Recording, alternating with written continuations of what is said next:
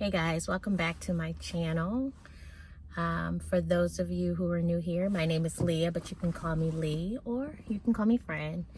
For all of those who are returning to the garden, welcome. Hey friend, hey.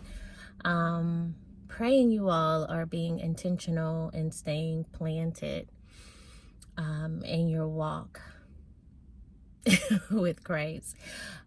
Navigating life and navigating these streets, because these streets are streeting and life is life in.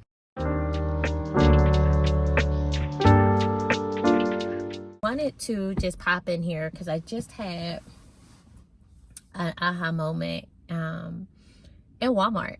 And so I was in Walmart because I'm looking for this commentary on Proverbs. I didn't even know that Walmart had like religious books, like Bibles and just books from authors who are Christian authors. I didn't know that. You guys may have known that.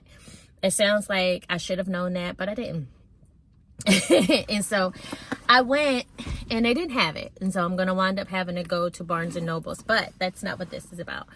I wanted to pop in because I told y'all we're going to be transparent. So this might be a little TMI, but I was in the bathroom. I was going to the bathroom and I had this thought while in the bathroom at Walmart that for a long time, I shouldn't say for a long time, but for a while since being ordained as a pastor, I struggled with and still do at times struggle with really calling myself a pastor, right? Because I've had this perspective on what pastors should say and how they should look and how they should show up and what they can do and what they can't do and all of the things. And so that creates pressure. And as I'm shedding those thoughts and those ideas, because that's what they are, you know, God qualifies who he calls. And then he has us show up in the unique way in which he's called us to show up as pastors, as shepherds, in the season that he has us going out. I still struggle with certain things. And one of those things were just the idea of what it truly means to be a leader. And leader, not just in the church, whether you're a pastor or a shepherd, whether you're a minister, whether you're a servant leader, not just that, but also outside of the church, like in the marketplace, at work. And I quickly started thinking about my manager. And then I also started thinking about our head leaders in other areas of life. And I realized that leadership isn't as much about accumulating a whole bunch of knowledge, right? Me and my best friend, we laugh because I have this thing of saying, I don't know a lot. I just know a lot about a little bit, right? And I didn't realize at the time what I was saying or how deep that runs, but I realized today that leadership is that. Right. And it's so funny because sometimes we could be walking in who and what God called us to walk in as he's called us to walk in it without realizing that we're actually doing it.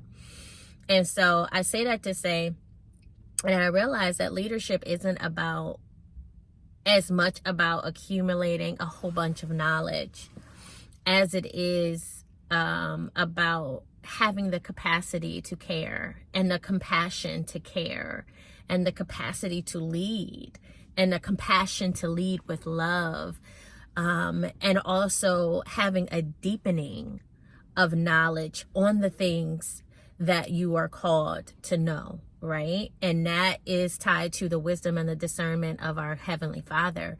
You know, it's not about accumulating and gathering up and collecting a whole bunch of knowledge just to say, I know this and I know it all. So you'll have to come to me. It's not really about a superior or an inferior, subordinate type of emotion. It's really collective, you know. And I'm reminded that as the bride of Christ, we are one body with many different parts. that are as equally as important. And the left hand is just as equally as important as the right hand. And they are both hands, right? But what happens with the left hand, there's a knowledge, there is a data, there are neurons, there are nerves that are very particular and specific to that left hand. And for those of you on the screen, I realize that might be the right hand. I get it. But I'm just saying that to say that, you know, it's not as much about accumulating all this knowledge so that you feel the pressure of having to always have the answers about everything. It's more so about having the capacity, the compassion, and a deepening of the knowledge that you are called to have. And the Lord is going to anoint you. The Lord is going to pour out on you the wisdom and the discernment for what it is that he needs for you to know, for whomever it is that he is sending to you to acquire that knowledge, right? And so that kind of lifted up, that broke off pressure.